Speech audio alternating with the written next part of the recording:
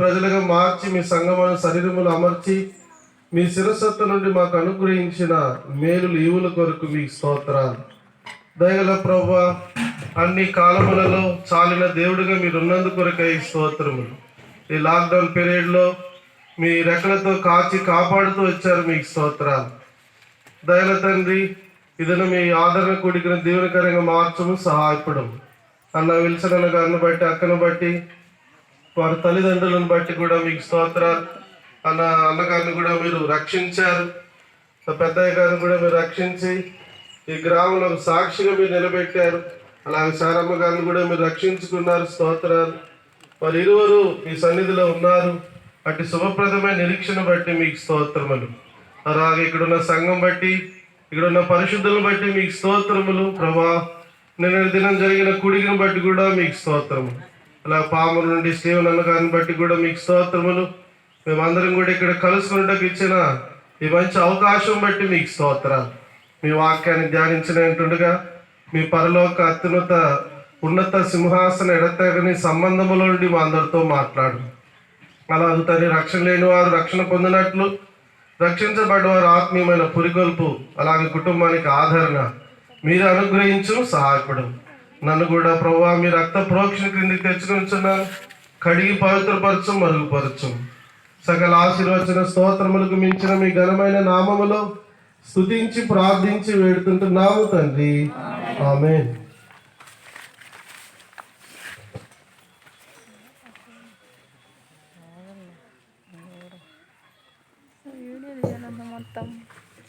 ప్రియమైన వారులారా,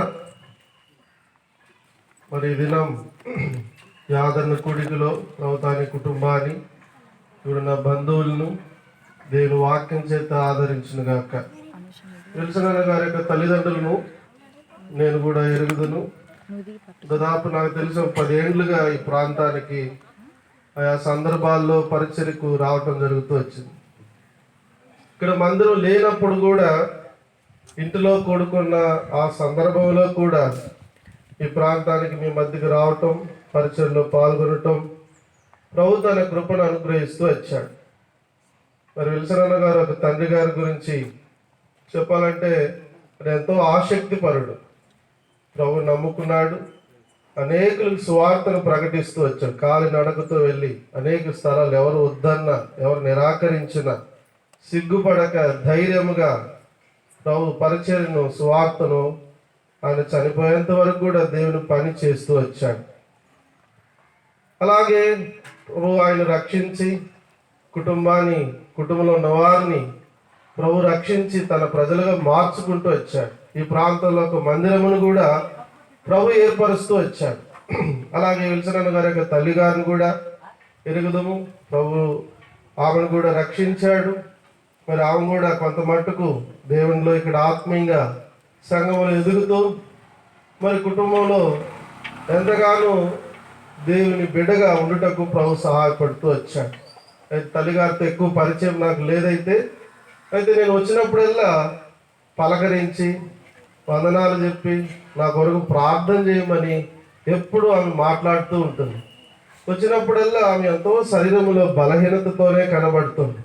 ఒకసారి వచ్చినప్పుడు కాలు విరిగి కొంతవరకు ఆపరేషన్ చేయబడి నడవలేని పరిస్థితుల్లో కూడా నడుస్తూ వచ్చి పలకరించి నా కొరకు ప్రార్థన చేయమని కోరుకుంటూ వచ్చారు. అలాగే ఎప్పుడు దైవజనులు చూసినా ప్రార్థన కోరుతూ, ప్రార్థన చేయమంటూ ఆమె ఎంతగానో దేవుని మీద ఆధారపడుతూ వచ్చారు. అయితే గత వారాల్లో మనం ఎరుగుదము, ప్రభు పరలోక పిలుపుతో ఆమెను పిలిచాడు కనుక ఈ భూలోక యాత్రను ముగించుకొని వెళ్ళి ఉంటున్నారు. అందుకని మొదటి దినవృత్తాంతంలో మనం ఎరుగుదాం, మనం ఈ భూలోకంలో ఉన్న వారందరూ కూడా అతిథులమే, యాత్రికులం, పరదేశులమే. కనుక ఆమె భూలోక యాత్రను ముగించుకొని నిత్యత్వంలోకి, ఆ ప్రయాణంలోకి ఆమె వెళ్ళిపోయి ఉంటున్నారు. అయితే ఈ దినం మనకి ఇది ఒక ఆచారం కాదు, కానీ భూలోకములో మరి ఆచారాలు ఉంటాయి.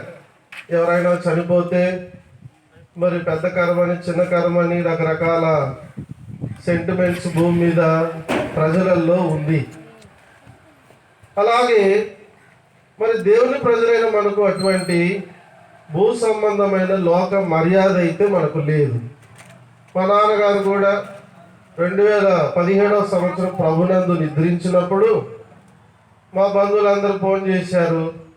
మరి పెద్ద కరం ఎట్లా చేయాలి, ఏమేం చేయాలి, మేము ఏమేమి తీసుకురావాలన్నారు. మేము ఏమి చేయము, మేము ప్రార్థన ఒకటే చేసుకుంటామని చెప్పారు. అసలు మీటింగ్ కూడా వద్దని చెప్పాను మా అమ్మతో. మనకు అలాంటి ఆచారాలు మనకి ఏమొద్దు, అసలు ఆదరణ కూడికి కూడా అవసరం లేదు అని వద్దనుకున్నాం, మౌనంగానే ఉన్నాం. ఆయనను మా తల్లిగారు ఖచ్చితంగా పెట్టే కావాలని ఆమె కోరుకున్న కోరిక మేరకు చిన్న కూడిక మా ఇంటి మిద్దె మీద కూడికను మేము కలిగి ఉంటూ వచ్చాం. మా ప్రక్కన ఒక సాయిబులు ఆయన ఉన్నాడు. ఆయన మరుసటి ఆ కూడిక అయిన తర్వాత ఆయన అడిగాడు ప్రశ్న. ఆయన దగ్గర నుండి వచ్చిన ప్రశ్న ఏంటంటే, మీరు కూడా ఇటువంటి ఆచారాలు కలిగి ఉంటారా, మీరు కూడా ఇలాగ చేస్తారా చనిపోయిన తర్వాత అని వింతగా అడిగాను. అది నాకు ఎంతో ఆశ్చర్యం అనిపించింది. నేను ఇంతగా లోతుగా ఆలోచిస్తున్నాను మనల గురించి, ఇక మనం ఇంకెంత జాగ్రత్తగా ఉండాలో ఆలోచిస్తూ వచ్చాం. కనుక ప్రియమైన వాళ్ళారా, మనం గుర్తుంచుకోవాల్సిన ప్రాముఖ్యమైన విషయం ఏంటంటే, మనకు ఈ లోక మర్యాద అయితే లేదు. లోకంలో రకరకాలైన ఆచారాలు ఉండవచ్చు, అది వారి ఇష్టం, వారి నమ్మకాలు. అయితే దేవుని ప్రజలమైన మనము ఈ లోక ఆచారం ప్రకారం కాకుండా ఆత్మీయంగా ఈ రీతిగా దేవుని ప్రజలంగా కూడుకొని కొంతవరకు దేవుని మాటలను మనం ధ్యానం చేస్తూ ఉన్నాం. కనుకనే ఈ కూడికను ఏర్పాటు చేసి ఉంటాడని నేను నమ్ముతున్నాను అన్నగారు. కనుక ప్రియమైన వారులారా, మనం చదివిన లేఖన భాగంలోకి మనం వెళ్తాం. మనకు టైం అయితే సరిపోదు, చాలా పెద్ద మాటలన్నీ ఉన్నాయి, అన్ని మనం ధ్యానం చేయడానికి మనకు సమయం సరిపోదు. క్లుప్తంగా కొన్ని మాటలు మనం ధ్యానం చేస్తాం. ఈ కోడికను ప్రారంభించడానికి ముందుగానే నాకు కొంత సూచనలు చెప్పారు. అన్ను మబ్బు భయంకరంగా ఉంది, జాగ్రత్తగా మరి త్వరగా వర్షం రాకముందు కోడికి ముగించాలనే ఆదేశాలు కూడా చెప్పడం జరిగింది. కాబట్టి వర్షం రాకముందే మనం కోడికి ముగిద్దాం, వర్షం వచ్చేదాకా చెప్పుదాం. కనుక మొదటి దశలోని పత్రిక అపోస్తలుడైన పౌలు గారి చేత దేవుడు ప్రేరేపించి తన ప్రజల కొరకై ప్రభు రాయిస్తూ వచ్చాడు. క్రీస్తు శకం 51 నుండి 52 మధ్యకాలములో ఈ పత్రిక రాయబడుతూ వచ్చింది. ఈ పత్రిక యొక్క ప్రాముఖ్యమైన ఉద్దేశం, ఈ పత్రికను మనం వివరించాలంటే చాలా పెద్ద మాటలు ఉన్నాయి. మొదటి అధ్యాయంలో సంఘానికి ఉన్న ఆత్మీయ లక్షణాల గురించి, దశలోనికలో ఉన్న సంఘములో ఉన్న ఆత్మీయ వారి జీవితాల గురించి రాయబడుతూ వచ్చింది. రెండవ అధ్యాయంలో పౌలు గారిలో ఉన్న 14 లక్షణాలు రాయబడుతూ వచ్చింది. మూడవ అధ్యాయంలో 4వ అధ్యాయంలో మనం గమనించగలిగితే ఆ సంఘములో కొంతవరకు పునరుద్ధానమును గురించి అవగాహన లేని వారుగా ఉంటూ వచ్చారు. అంటే చనిపోతే ఇక చనిపోయినట్లే, అంతే, ఇక మరలా తిరిగి లేచుట అనేది లేదు అని వారు బలంగా నమ్ముతూ వచ్చారు. ఆ దినాల్లో ఉన్న పరిస్థితులను బట్టి, ఆ పట్టణంలో ఉన్న పరిస్థితులను బట్టి. దశలోనిక అంటే అది మందిరం పేరు కాదు, అది ఒక స్త్రీ పేరు. కజాండర్ అనే రాజు ధర్మే అనే పట్టణాన్ని పట్టుకొని ఆయన తన భార్య పేరు పెట్టాడు. ఆ పేరు దశలోనిక. అంటే ఈ పత్రిక దశలోనిక అని రాయబడింది కదా అని మనం ఒకవేళ అనుకోవచ్చు, వాస్తవమే. అయితే దశలోనిక అనబడిన పట్టణంలో ఉన్న సంఘానికి రాయబడిన మాటలు ఇవి. కనుక సంఘములో ఉన్న పరిస్థితులను బట్టి ప్రభు తన ఆత్మ చేత ప్రేరేపించి తన దాసుల ద్వారా పలికించిన మాటలు ఇవి. కనుక రెండవ వారు మరణించిన తర్వాత తిరిగి లేస్తామనే నిరీక్షణ లేని వారుగా కనబడుతూ వచ్చారు. అందుకని ఈ దశలోని పత్రికలో ప్రాముఖ్యమైన సందేశం ఏంటంటే, వారికి మనం తిరిగి లేస్తాము, యేసు ప్రభువు తిరిగి రాబోతున్నాడు అనే సత్యాన్ని సంఘానికి ఎంతో ఖచ్చితంగా తెలియజేసిన పత్రికగా కనబడతాం. ఈ పత్రికను వారు ఎప్పుడైతే చదువుతూ వచ్చారో, ఈ పత్రిక ద్వారా పరిశుద్ధాత్ముడు వారిలో లోతైన కార్యాలు చేస్తూ వచ్చాడు. కనుక వారి జీవితంలో మార్పులు వచ్చాయి. వారందరూ కూడా శుభప్రదమైన నిరీక్షణలోకి తీసుకురాబడుతూ వచ్చారు. కనుక ఇది దెసలోనికులకు ఉన్న విశ్వాసులకు మాత్రమే కాదు, నేడు దేవుని ప్రజలందరికీ కూడా వర్తిస్తుంది. మన అందరి కొరకే ప్రభు రాయించిన మాటలు. మనం చదివిన ఈ చివరి మాటలు మనం ఒకసారి గమనిస్తే, కాబట్టి మీరు ఈ మాటల చేత ఒకరినొకడు ఆదరించుకొనుడి. ఆదరణ ఎట్లు జరుగుతుంది? ఒకవేళ చనిపోయిన సందర్భంలో ఎంతో మంది బంధువులు వస్తారు, ఎంతో మంది స్నేహితులు వస్తారు, ఎంతో మంది దేవుని ప్రజలు వస్తారు, తెలిసిన వారు వస్తారు. వారందరూ వచ్చి అనేకమైన మాటలు చెప్తా ఉంటారు, అనేకమైన గుర్తు చేస్తారు చనిపోయిన వారి గురించి. అలాగా అనేకమైన మాటలను చెప్పి కుటుంబంలో ఉన్నవారిని ఆదరించడానికి ఎన్నో ప్రయత్నాలు చేస్తూ ఉంటారు. అయితే ఆ ఆదరణ అంతా కొంతవరకే. వారు ఉంటారు కాసేపు, భూస్థాపన అయిన తర్వాత అందరూ వెళ్ళిపోతారు. అయితే కుటుంబానికి, ఒక వ్యక్తిని కోల్పోయిన కుటుంబానికి సంపూర్ణమైన ఆదరణ ఎవరు ఇవ్వగలరు? భూలోకములో ఎంతమంది ఎన్ని చెప్పినా, ఎంత ఆదరించినా ఆదరణ రానే రాదు. అయితే ఇక్కడ రాయబడిన ఈ భాగాన్ని గమనిస్తే, మీరు ఈ మాటల చేత ఒకరినొకడు ఆదరించుకొనుడి. ఏంటి ఆ మాటలు? అది దేవుని మాటలు. కనుక ఒక వ్యక్తికి ఆదరణ ఎక్కడి నుండి వస్తూ ఉంది అంటే దేవుని మాటల ద్వారానే. పరిశుద్ధ గ్రంథములో దేవుడు తన మాటలన్నిటిని రాయించాడు. కనుక బైబిల్ గ్రంథం అంటే ఒకవేళ సామాన్యమైన పుస్తకం అనుకుంటున్నామేమో, చాలా మంది యొక్క అభిప్రాయం అలాగే ఉంటుంది. కానే కాదు ప్రియమైన వాళ్ళారా. 1600 సంవత్సర కాలంలో వేర్వేరు ప్రాంతాల్లో ఉన్న 40 మంది భక్తుల చేత దేవుడు తన ఆత్మ చేత వారిని ప్రేరేపించి రాయించిన దైవ గ్రంథం. ఎంతో మంది మానవ జీవితాల్ని ప్రభావితం చేసిన దేవుని మాటలు, ఎంతో మంది జీవితాల్ని మార్చివేసిన దేవుని మాటలు ఇవి. ఎంతో మంది కన్నీటితో, దుఃఖముతో అలవటిస్తున్న వారిని ఆదరించిన ఏకైక గ్రంథం పరిశుద్ధ గ్రంథం. ఎంతో మంది త్రాగుమాతుల జీవితాన్ని మార్చిన గ్రంథం దేవుని మాటలు. ఎంతో మంది ఘోరమైన పాపముల పతనమైన వారిని మార్చిన మాటలు ఇవి దేవుని మాటలు.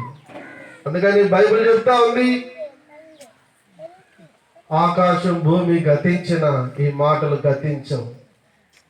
ఎందుకంటే అవి దేవుని మాటలు కనుక. సృష్టికర్తకు దేవుని మాటలు. నిన్ను, నన్ను, సమస్తమును కలుగు చేసిన జీవాతి మధ్యకు జీవము కలిగిన దేవుని మాటలు కనుక మానవుని జీవితాన్ని ప్రభావితం చేస్తా ఉంది, మార్చివేస్తా ఉంది. కనుక ఈ దేవుని మాటలే మానవుని ఆదరించగలదు. ఈ దేవుని మాటలే కుటుంబాన్ని ఆదరించగలదు. ఈ దేవుని మాటలే మానవునికి నెమ్మదినివ్వగలదు. ఈ దేవుని మాటలే నా బాధలో అదే నాకు నెమ్మది కలిగించుచున్నది. 119 కీర్తన 50 తెలియజేస్తా ఉంది బైబిల్. కనుక మన బాధలలో నెమ్మది దేవుని వాక్యమే, ఆదరించేది దేవుని వాక్యమే, బ్రతికించేది దేవుని వాక్యమే, మాట్లాడేది దేవుని వాక్యమే, దిద్దేది దేవుని వాక్యమే. అటువంటి దేవుని వాక్యము ద్వారానే మానవునికి సంపూర్ణమైన ఆదరణ. కనుక ఈ మాటల చేత ఒకరినొకడు మీరు ఆదరించుకోండి. ఏంటి ఆ మాటలు? దేవుడి మాటలు ఏంటి? బైబిల్ అంతా కూడా దేవుడి మాటలే. అయితే ప్రత్యేకంగా ఈ దెసలోనికీయులకు రాసిన మొదటి పత్రిక 4వ అధ్యాయంలో ప్రత్యేకమైన మాటలు రాయబడుతూ వచ్చి, ఆ మాటల చేత సంపూర్ణమైన ఆదరణలోకి రావాలన్నదే దేవుని యొక్క ఉద్దేశం. అందుకని దేవుడు రాయించాడు ఈ మాటలన్నిటిని. ఇప్పుడు మనం దేవుని మాటలు ఏంటో మనం ముందుకెళ్ళి చూస్తాం. రండి 13వ వచనం చదువుదాం.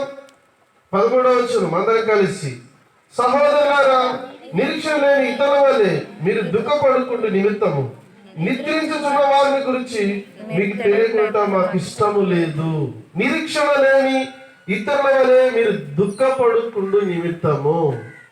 భూలోకములు ఎవరైనా చనిపోతే ఖచ్చితంగా దుఃఖం ఉంటుంది. కన్నీరు కార్చని వారు ఎవరైనా ఉంటారా? ఇంటిలో ఒకరిని కోల్పోతే ఎంత బాధ, ఎంత కన్నీరు, ఎంత వేదన. కొంతమంది భూస్థాపన అయిన తర్వాత కూడా ఎంతో దుఃఖం అనుకొని ఏడుస్తూ ఉంటారు, అనుకొని బాధపడుతూ ఉంటారు. అయ్యో వారు బ్రతికి ఉంటే బాగుండాలి, అయ్యో వారు ఉంటే ఎంత బాగుండు. అలాగ అనేక పర్యాయములు చెప్పుకొని బాధపడేవారు, దుఃఖపడేవారు ఎంతో మంది ఉన్నారు. అందుకని దేవుని వాక్యం చెప్తా ఉంది, నిరీక్షణ లేని ఇతరుల వలె మీరు దుఃఖపడకుండి నిమిత్తం. ఇక్కడ ఈ భాగములో 3 విషయాలు ప్రాముఖ్యంగా మనం ఈ దినం ఆలోచించడం లేక ధ్యానించడం అనేది ప్రాముఖ్యం. మొదటి భాగం, చనిపోయిన వారు తిరిగి లేచుట. మనం గమనిస్తాం. రండి కొన్ని మాటలు మనం చదువుకొని మనం ముందుకు వెళ్తాం. మొదటి దశలోని పత్రిక 4వ అధ్యాయం 16, 17 మనం కలిసి చదువుకుందాం. 16, 17 మనం కలిసి చదువుకుందాం. ఆర్భాటముతోను ప్రధాన దూత శబ్దముతోను దేవుని బోరతోను పరలోకం నుండి ప్రభు దిగి వచ్చును. క్రీస్తునందుండి మృతులైన వారు మొదట లేతురు. ఆ మీదట సజీవులమై నిలిచి ఉండు మనము వారితో కూడా ఏకముగా ప్రభువును ఎదుర్కొనుటకు ఆకాశ మండలమునకు మేఘముల మీద కొనిపోబడదుము. కాగా మనము సదాకాలము ప్రభువుతో కూడా ఉందుము. ఈ చివరి వచనం ఆదరణ గురించి మాట్లాడుతూ ఉంది. 13వ వచనం కూడా నిరీక్షణ గురించి మాట్లాడతాం. దేని బట్టి ఆదరించబడాలి? దేవుని మాటలను బట్టి. ఆ దేవుని మాటలు ఏం చెప్తా ఉంది? దేవుని మాటలు మన జీవితంలోకి నిరీక్షణను పుట్టిస్తూ ఉంది. ఏంటా నిరీక్షణ? ఇక్కడ 3 ప్రాముఖ్యమైన సంగతులు రాయబెడతా వచ్చింది. మొదటి సంగతి, ప్రాముఖ్యమైన మాట తెలియజేయబడుతుంది, గమనించండి. ఆర్భాటముతోను ప్రధాన దూత శబ్దముతోను దేవుని బూరతోను పరలోకం నుండి ప్రభు దిగి వచ్చును. అక్కడ మనం ఆగాలి. ప్రభు దిగి వచ్చును. ఇప్పుడు ప్రాముఖ్యమైన మాట ఏంటంటే, యేసు ప్రభువారు పరలోకం నుండి రాబోతూ ఉన్నాడు అనేది మొదటి తలంపు. రెండవ తలంపు ఏంటంటే, క్రీస్తునందుండి మృతులైన వారు మొదట లేతురు. ఇది రెండవ తలంపు. మూడవ తలంపు ఏంటి? ఆ మీదట సజీవమై నిలిచి ఉండు మనము వారితో కూడా ఏకముగా ప్రభువును ఎదుర్కొనుటకు ఆకాశ మండలమునకు మేఘముల మీద కొనిపోబడుదుము. ఇది మూడవ తలంపు. ఈ 3 మాటలు ప్రాముఖ్యంగా మనకు నిరీక్షణను పుట్టిస్తాం. ఈ 3 మాటలు మన జీవితంలో సంపూర్ణమైన ఆదరణ కలిగిస్తాం. భూలోకములో లేని ఆదరణ ప్రభువులో దేవుని వాక్యాన్ని బట్టి ఈ ఆదరణ మనం కలుగుతున్నాం, ఈ నిరీక్షణ మనం కలిగి ఉంటున్నాం. ఇప్పుడు మొదటి తలంపుకి వస్తే అక్కడ రాయబడింది, పరలోకము నుండి ప్రభు దిగి వచ్చును. ప్రభు అనగా ఆయనే ప్రభు అయిన యేసుక్రీస్తు. యేసుక్రీస్తు భూలోకంలో చాలా మట్టుకు అందరు కూడా నేటికి ఎరిగి ఉన్నారు. టీవీల ద్వారానో లేక వాక్యము ద్వారానో లేక రేడియో సందేశము ద్వారానో లేక వారి ప్రాంతంలో ఉన్న సేవకుల ద్వారానో ఏదో ఒక రీతిగా యేసు ప్రభువారు అనేకులు ఎరిగి ఉన్నారు నేటికి. కనుక ఇప్పుడు యేసు ప్రభువారి గురించి రాయబడిన మాట రెండవ రాకడను గురించి తెలియజేసే మాట. యేసు ప్రభువారు ఈ భూమికి మొట్టమొదటిసారిగా రక్షకుడుగా ఈ లోకానికి వచ్చాడు. 2020 సంవత్సరాల క్రితం యేసు ప్రభువారు ఈ భూమి మీద జన్మించాడు. కన్యక మరియ గర్భమందు యేసు ప్రభువారు పరిశుద్ధాత్మతో నిండి ఆయన భూమి మీద జన్మించాడు. అందుకనే ప్రపంచమంతా డిసెంబర్ 25వ తారీఖు క్రిస్మస్ అని యేసు ప్రభువారి యొక్క జన్మదినమును కొనియాడుతున్నారు. యేసు ప్రభువారు పుట్టాడు కనుక మనకు క్యాలెండర్ డేటు మనకు వచ్చింది. ఈరోజు క్యాలెండర్ డేట్ ఎలా వచ్చిందంటే యేసు ప్రభు వారి యొక్క జననమును బట్టి. అందుకని క్రీస్తు శకము, క్రీస్తు పూర్వము అని చరిత్ర రెండుగా విభజించబడుతూ వచ్చింది. కనుక ఆయనను బట్టే ఈ దినములలో మనం హిస్టరీ మొత్తం చూడగలం. ఆయనను బట్టే మనం డేటును కలిగి ఉన్నాం. మనం డేటు రాస్తున్న ప్రతి సందర్భంలో ఏమని చెప్తున్నామంటే అంతరంగంలో, లేక ఏమని చెప్తున్నామంటే మరుగ్గా యేసు ప్రభువారు పుట్టి 2020 సంవత్సరాలు అయింది, అక్టోబర్ మాసం అయింది అని ఎవరిని బట్టి చెప్తున్నామంటే యేసు ప్రభువారు ఈ భూమి మీద పుట్టాడు. ఇది వాస్తవం. యేసు ప్రభువారు ఈ భూమి మీద వచ్చిన మొదటి రాకడ యొక్క ఉద్దేశం బైబిల్ చెప్తా ఉంది. పాపులను రక్షించుటకు క్రీస్తు యేసు ఈ లోకములోనికి వచ్చెను. కానీ ఈ భూలోకంలో మానవులందరినీ ఆయన రక్షించటం అనగా తప్పించుటకు, కాపాడుటకు, రానున్న ఉగ్రత నుండి, మరణము నుండి, నరకం నుండి మానవుని తప్పించుటకు ఆయన రక్షకుడుగా ఈ భూమి మీద జన్మిస్తూ వచ్చాడు. అందుకనే ఆయన మొదటి రాకడ మానవ జీవితానికి ఎంతో ప్రాముఖ్యం. అలాగే ఈ భూమి మీదకి వచ్చి మానవ కోటి ప్రజలందరి కొరకు తను తాను అప్పగించుకున్నాడు. కొట్టబడ్డాడు, గాయపరచబడ్డాడు, రక్తం గార్చాడు, మరణించాడు, సమాధి చేయబడ్డాడు. 3వ దినం మరణాన్ని జయించి తిరిగి లేచాడు. ఆయన మరణాన్ని జయించి తిరిగి లేచాడు. శిష్యులందరూ చూస్తూ ఉండగా పరలోకమునకు ఆరోహణమై పరలోకానికి వెళ్ళిపోయాడు. ఆయన మరణాన్ని జయించి తిరిగి లేచి పరలోకానికి ఆరోహణమయ్యాడు. అయితే ఇప్పుడు బైబిల్ ఏం చెప్తుంది? మన ఆదరణ కొరకు, మన నిరీక్షణ కొరకు ఇప్పుడు బైబిల్ ఏం చెప్తుందంటే ప్రభువు పరలోకం నుండి వచ్చును అనే మాట రాయబడుతూ వచ్చింది. ప్రభు పరలోకం నుండి వచ్చాడంటే ఈ భూమి మీద ఆయన మరణాన్ని జయించి తిరిగి లేచాడు. ఆ 14 వచనంలో కూడా మనకు కనబడింది నేను చెప్పే మాటలు. యేసు ప్రభు వారి యొక్క మొదటి రాకడలో ఆయన చేసిన కార్యం రాయబడుతూ వచ్చిన 14 వచనంలో ఆయన మరణించి తిరిగి లేచాడు. ఇది వాస్తవం. ప్రపంచంలో యేసు ప్రభు వారి సమాధి ఒకటే ఖాళీగా ఉంది, నేటికి తెరవబడి. ఎందుకంటే ఆయన సమాధిలో లేడు, ఆయన తిరిగి లేచాడు. మత్తయి సువార్త 28 రాయబడుతూ వచ్చింది. ఆయన సమాధిలో లేడు, ఆయన తిరిగి లేచాడు. ఆయన చెప్పినట్టు లేచాడు. అదే ఈస్టర్. కనుక ప్రియమైన వాళ్ళరా, ఆయన మరణించి తిరిగి లేచాడు, పరలోకానికి వెళ్ళాడు. పరలోకము నుండి ఆయన తిరిగి రాబోతా ఉన్నాడు. ఆయన రాకడ బహు సమీపంగా ఉంది. ఆయన రాకడ బహు సమీపంగా ఉంది. ప్రియమైన వాళ్ళారా, ఇప్పుడు మన చుట్టూ జరిగే విషయాలన్నీ మనం చూస్తా ఉన్నాం, వింటా ఉన్నాం. ఇప్పుడు మనం ఉన్న పరిస్థితి మనం బాగానే ఎరిగి ఉన్నాం. మొన్నటిదాకా సంపూర్ణ లాక్డౌన్ లో ఉంటూ వచ్చాం, ఫుల్ లాక్డౌన్ లో. ఇప్పుడే కొంత సడలింపులు వచ్చి అటు ఇటు తిరుగుతున్నాం. మేము కూడా చెన్నై నుండి ఇక్కడికి రాగలుగుతూ వచ్చాం. అయితే ఈ లాక్డౌన్ ఎందుకు వచ్చింది మనం ఎరుగుదాం. COVID-19 అనగా కరోనా వైరస్ని బట్టి లాక్డౌన్ ప్రపంచంలో అనేక దేశాల్లో సతమతం అవుతూ వచ్చారు. చాలా మంది ప్రశ్న, హైదరాబాద్ నుంచి ఒక ఫోన్ వచ్చింది ఒకసారి, అన్నా ఎందుకు ఇలా జరిగింది? దేవుడు ఎందుకు బాగు చేయలేకపోతున్నాడు? ఎందుకు కరోనాను తీసివేయలేకపోతున్నాడు? ఎందుకు చాలా మంది చనిపోతా ఉన్నారు అని రకరకాల ప్రశ్నలు వస్తూ ఉన్నాయి. మనకు కూడా ప్రశ్నలు వస్తాయి కదా. ప్రియమైన వాళ్ళారా, ఒక మాట జాగ్రత్తగానండి. నేను చెప్పే ప్రాముఖ్యమైన మాట ఏంటంటే మనమందరము కూడా ఈ యుగాంతం యొక్క చివరి గడియలో అంచులో ఉన్నాం, జస్ట్ బార్డర్లో ఉన్నాం. ఈ యుగాంతం యొక్క బార్డర్లో అంచులో కనబడతా ఉన్నాం. ఎప్పుడైనా ప్రభు రావచ్చు, ఎప్పుడైనా రావచ్చు. ప్రభు రావటానికి ముందుగా అనేకమైన ప్రవచనాలు దైవ గ్రంథంలో రాయబడుతూ వచ్చింది. అన్ని ప్రవచనాలు మనం చూడము, అన్ని మనం చెప్పుకోలేము, మనకి టైం కూడా సరిపోదు. అయితే బైబిల్ గ్రంథంలో ఉన్న ప్రవచనాలన్నీ దాదాపుగా అన్ని నెరవేర్చబడుతూ వచ్చేసాయి. ఇక కొంచెమే, చాలా చాలా తక్కువే ప్రవచనాలు నెరవేరాల్సిన ప్రవచనం కొంచెమే ఉన్నాయి. దాదాపుగా అనేకమైన ప్రవచనాలు నెరవేర్చబడ్డాయి.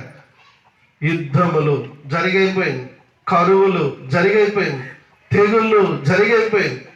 జనం మీదకి జనం లేస్తారు. మత్తయి సువార్త 24వ అధ్యాయంలో ఇవన్నీ కనబడతాయి, బైబిల్ గ్రంథంలో ముందుగా రాయబడుతూ వచ్చింది. కానీ ఇలా ప్రవచనాలు అనేకమైనవి నెరవేర్చబడుతూ వచ్చింది. ఇక కొన్ని మాటలు చెప్పాలంటే, ఇప్పుడు మనం యుగాంతం యొక్క బార్డర్లో ఉన్నాం కదా. ఈ కరోనా అసలు ఎందుకు వచ్చింది? ఇది కూడా ఒక పద్ధతి ప్రకారం జరుగుతుంది. ప్రియమైన వాళ్ళ జాగ్రత్తగా ఉండండి. ఏదో వచ్చింది లేకపోయిందని అలాగ అనుకోబాకండి. ప్రతిదీ దేవుని ఉద్దేశం లేకుండా, దేవుని సెలవు లేకుండా ఏది జరగదు. అది 100% గుర్తుంచుకోవాల్సిన ప్రాముఖ్యమైన విషయం. కానీ ఇది అనుమతించబడిందంటే ఇవన్నీ జరగాల్సిందే, అంతే. ఇవన్నీ జరగాల్సిందే. ఇవన్నీ జరిగితేనే నెక్స్ట్ పొజిషన్లోకి మనం పోగలం, నెక్స్ట్ లెవెల్కి మనం పోగలం. ఇవి జరగాల్సిందే. కరోనా రావాల్సిందే. భారతదేశం ఎకనామిక్ స్పాయిల్ అవ్వాల్సిందే. భారతదేశం మాత్రం కదా, అమెరికా ఎకనామిక్ కొలాప్స్ అవ్వాల్సిందే. భూలోకంలో ప్రపంచ దేశాలు అనేక దేశాలకు ఎకనామిక్ గ్లోబల్గా పాడవుతూ వచ్చింది. కారణం ఏంటి? యేసు ప్రభువారు ఈ భూమికి, యేసు ప్రభువారు మధ్యాకాశంలోకి వచ్చిన తర్వాత, తన ప్రజలను ఆయన తీసుకుని వెళ్ళిన తర్వాత, ఇక్కడ అంతక్రీస్తు, యాంటీ క్రైస్ట్ అతను పరిపాలన చేస్తాడు. క్రీస్తు విరోధి పరిపాలన చేయాలి. క్రీస్తు విరోధి 7 ఏళ్ళు పరిపాలన చేస్తాడు. క్రీస్తు విరోధి 7 ఏళ్ళు పరిపాలన చేయాలంటే ఆ పరిపాలన చేయడానికి ఇక్కడ ఫౌండేషన్ వర్క్ జరుగుతూ ఉంది. ఇప్పుడు అండర్ గ్రౌండ్ లో ఫౌండేషన్ వర్క్. ఈ కరోనా వైరస్ ఎందుకు వచ్చిందంటే ఆ ఫౌండేషన్ వర్క్. మీకు అందరికీ తెలుసు, కొంతమందికి బిల్ గేట్ అనే ప్రపంచంలో చాలా గొప్ప ధనవంతుడు, చాలా గొప్ప మేధావి. ఆయన ముందుగానే చెప్పాడు కొన్ని వైరస్లు రాబోతున్నాయి, మనం అలర్ట్గా ఉండాలని. కానీ అది ఎవరు పట్టించుకోవాలి. ఇప్పుడు ఏమంటున్నాడంటే ఆ బిల్ గేట్, మనందరికీ చిప్ ఉండాలి కంపల్సరీ. ఆ చిప్ ఉంటేనే, ఆ చిప్ ద్వారా మనము హెల్త్ని కాపాడుకోగలం. ఆ చిప్ ఎవరికైతే ఉంటుందో ఎవరిలో ఏ వైరస్ ఉందని మనం ఐడెంటిఫై చేయొచ్చు. ఆ చిప్ ఉంటే మనం ఈజీగా రానున్న వైరస్ నుండి తప్పించుకొని కాపాడుకోవచ్చనే మాటను ప్రకటిస్తూ వచ్చాడు ఆయన. ఆల్రెడీ ఆయన చెప్పకముందే అమెరికాలో ఆ చిప్ వచ్చేసింది. ఆల్రెడీ ఇప్పుడు భారతదేశంలో కూడా చిప్ ఉంది. ఏంటి ఆ చిప్ అంటే, ఆ చిప్ ఎక్కడ వేయబడాలంటే కుడి చేతిలో లేక నొసటయ్యింది. ప్రకటన గ్రంథం 17వ అధ్యాయంలో మనం చదవగలిగితే, 13వ అధ్యాయంలో మనం చదవగలిగితే, చివరి వచనంలో చదవగలిగితే 666 ముద్రల గురించి అక్కడ రాయబెడుతూ వచ్చింది. ఈ చిప్పే 666 ముద్రలను చూపిస్తాం. ప్రియమైన వాళ్ళరా, ఈ చిప్పు కుడి చేతులైనా ఉండాలి లేక నొసటైనా ఉండాలి. చిన్న బియ్యపు గింజంత పూర్తి డేటా, మన గురించిన పూర్తి వివరాలు. ఇంకా ఆధార్ కార్డుతో పని ఉండదు, పాన్ కార్డుతో పని ఉండదు, రేషన్ కార్డుతో పని ఉండదు. ఈ బియ్యపు గింజ లాంటి చిన్న చిప్పు చాలు మన పూర్తి డేటా, ఎంత డేటా అయినా స్టోరేజ్ చేయగలదు. చిన్న బియ్యపు గింజ అంతే. ఈ చిప్ అనేది కుడి చేతిలో లేక నొసటందు వేయబడుతుందని క్రీస్తు శకం మొదటి శతాబ్దంలోనే దేవుడు తన గ్రంథంలో రాయించాడు. బిల్ గేట్ ఏదో చెప్పాడని గొప్పగా మనం చెప్పడం కాదు, కానీ ఆయన చెప్పడానికి ముందే బైబిల్ చెప్పింది. అంటే ఇది ఏం తెలియజేస్తా ఉంది? ఆ చిప్ రావాలి. ఇప్పుడు హెల్త్ని కాపాడుకోవాలంటే, మనం స్కాన్ చేయబడాలంటే, సేఫ్టీగా ఉండాలంటే కంపల్సరీ ఆ చిప్ వేసుకోవాలని ఇప్పుడు ప్రపంచ దేశాలు చెప్తా ఉంది. అంతకు ముందు చెప్తే ఎవరు ముందుకు రారు. ఇప్పుడు అందరు ముందుకు వస్తారు. ఎందుకు? నాకు ఆరోగ్యమే మహాభాగ్యం కనుక ఖచ్చితంగా నాకు చిప్ వేయండి అని ముందుకు వస్తారు. ఖచ్చితంగా కరోనా నుండి తప్పించుకోండి, చిప్ వేసుకోవాలి చెప్తారు లోకం. అప్పుడు మనం వెళ్తాం వరుసలో నిలబడి, ఖచ్చితంగా నాకు కూడా ఈ చిప్ పెట్టండి అంటాం. ప్రియమైన వాళ్ళారా, ప్రపంచ దేశం అంతటిని పరిపాలించడానికి ఫౌండేషన్ వర్క్ జరుగుతా ఉంది. అందుకనే ప్రకటన గ్రంథం 17వ అధ్యాయంలో చూస్తే ఒక స్త్రీ కనబడతా ఉంది. మృగం, క్రూరమైన మృగం, 7 తలలు 10 కొమ్ములు కనబడతా ఉంది. ఈ 10 కొమ్ములు 10 రాజ్యాలు. ఈ 10 రాజ్యాలు ఇప్పటికే సిద్ధమయ్యారు. యూరోప్ అనేవారు 10 రాజ్యాలుగా వారందరూ కూడా ఏకీభవించారు. ఈ 10 రాజ్యాలు కలిసి 1 వరల్డ్, 1 కరెన్సీ, 1 గవర్నమెంట్ అనే స్కీమ్ తీసుకొస్తున్నారు. అంటే ఒకే ప్రపంచం, ఒకే డబ్బు, ఒకే గవర్నమెంట్, ఎందుకంటే ప్రపంచం అంతా క్రీస్తు విరోధి పరిపాలించాలంటే ఒకే గవర్నమెంటే ఉంటుంది. అందుకే ఇప్పుడు భారతదేశంలో వన్ రేషన్ కార్డ్ గుర్తుపెట్టుకోండి, వన్ రేషన్ కార్డ్. ఎక్కడైనా అందరికి ఒకటే రేషన్ కార్డ్. రేపు ప్రపంచవ్యాప్తంగా అంతా ఒకటే రాబోతుంది. క్రీస్తు విరోధి పరిపాలించాలంటే ఇవన్నీ జరగాల్సిందే. ప్రియమైన వాళ్ళారా గుర్తుపెట్టుకోండి, ఇంటర్నెట్ లేకుండా ఎవరైనా ఉండగలరా? ఇప్పుడు ఆన్లైన్లోనే సమస్తం పరిచయం. అంత డిజిటల్ వరల్డ్లోకి మనం అందరం ఎంటర్ అయిపోయాం. డిజిటల్ వరల్డ్లోకి ఎంటర్ అయ్యాం కనుక సమస్తం క్యాష్లెస్ డిజిటల్ వరల్డ్లోకి మనం ఎంటర్ అయిపోయాము. ఇప్పుడు అంతా డిజిటలే, అంత ఆన్లైన్ లేకుండా మనం ఏం చేయలేము. ఏదన్నా ఇప్పుడు అంతా ఆన్లైన్. ఇంకా రానున్న దినాల్లో అసలు ఆన్లైన్ లేకపోతే మనం ఏమీ చేయలేము. ఆన్లైన్ కూడా 666 ముద్రనే చూపిస్తాను. www. ఈ డబ్ల్యూకి న్యూమరాలజీ ప్రకారం మనం చూస్తే, సంఖ్యను చూస్తే 6 అనే సంఖ్య ఇవ్వబడుతూ వచ్చింది. డబ్ల్యూకి మీరు క్యాలెండర్ వెనక్కి కూడా చూస్తే న్యూమరాలజీ ఆ సంఖ్యను మీరు చూస్తే అక్షరానికి అక్కడ సంఖ్య ఇవ్వబడి ఉంటుంది.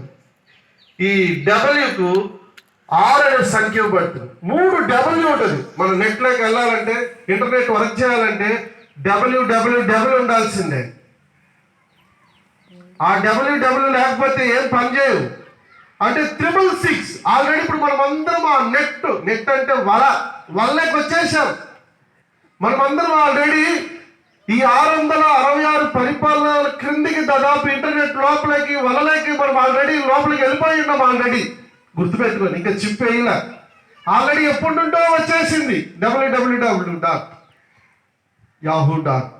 కనుక ప్రియమైన వాళ్ళారా గుర్తుంచుకోండి, ఇవన్నీ ఎందుకు చెప్తున్నారంటే యేసు ప్రభువారు పరలోకం నుండి తిరిగి రాబోతా ఉన్నాడు. ఆయన పరలోకం నుండి తిరిగి వచ్చినప్పుడు, మధ్యాకాశంలోకి వచ్చినప్పుడు తన వారిని తీసుకుని వెళ్తాడు. విడవబడిన వారందరికీ ఇక్కడ one world, one government, one currency. అందుకని యూరోప్ వారు ఇప్పుడు ఒకే కరెన్సీని వాడుతున్నారు. ఆ ఒకే కరెన్సీ ప్రపంచం అంతా తీసుకురాబోతున్నారు. ఇప్పుడు already America GDP already economic పూర్తిగా కొలాప్స్ అవుతా ఉంది, పతనం అవుతా ఉంది. ఇక అమెరికా డాలర్కి విలువ ఉండదు. ఆల్రెడీ మన భారతదేశము పెట్రోల్ కొనాలంటే అంతకుముందు అమెరికా డాలర్ ఇచ్చి కొంటారు. ఇప్పుడు అమెరికా డాలర్ ఇచ్చి కొనట్లా, ఎక్కువ శాతం యూరోప్ వారి యొక్క కాయిన్, వారి యొక్క డబ్బును వాడి కొంటా ఉన్నారు. అంటే ఇప్పుడు ప్రపంచ దేశం అంతా కూడా ఈ యూరోప్ యొక్క పరిపాలన క్రిందకి తీసుకురాబెడతా ఉంది. ఎందుకంటే ప్రవచనం, ప్రకటన గ్రంథం 17వ అధ్యాయం నెరవేర్పు ప్రారంభమైంది. ఆ స్త్రీ 10 కొమ్ములు అనగా ఆ స్త్రీ యొక్క స్టాచ్యూ, ఆ బొమ్మ, ఆ ప్రతిమ పార్లమెంట్ ఆపోజిట్ సైడ్ అనగా పార్లమెంట్ దగ్గరలో యూరోప్, మీరు నెట్లో వెళ్ళి సెర్చ్ చేస్తే ఇవన్నీ మీకు దొరుకుతాయి. ఆ యూరోప్ యొక్క పార్లమెంట్ వెలపట స్త్రీ బొమ్మ ఉంది. ఆ స్త్రీ ఒక ఎద్దు మీద కూర్చొని ఉంటుంది. ప్రకటన గ్రంథంలో 17వ అధ్యాయంలో ఏదైతే చెప్పబడిందో అలాగా ప్రతిమ స్త్రీ కూర్చొని ఉంటుంది. ఎంత విచిత్రం! కనుక లేఖనాలు సంపూర్ణంగా నెరవేరుస్తూ ఉంది. కనుక ఇప్పుడు దేవుని వాక్యం ఏం చెప్తుందంటే, నిరీక్షణ లేని ఇతరుల వలె దుఃఖపడుకుంటూ నిమిత్తం యేసు ప్రభువు మరణించి సమాజానికి తిరిగి లేచి పరలోకానికి వెళ్ళి తిరిగి రాబోతా ఉన్నాడు. కనుక ఆయన రాకడలో ఏం జరుగుతూ ఉంది? రెండవ రాకడ 2 భాగాలుగా ఉంటుంది. గుర్తుపెట్టుకుని, రెండవ రాకడ 2 భాగాలు. మొదటి భాగం అది సైలెంట్గా ఉంటుంది. ఎవరికి? దేవుని ప్రజలకు మాత్రం రహస్య రాకడ దాని పేరు. రెండవ రాకడలో మొదటి భాగం రహస్య రాకడ.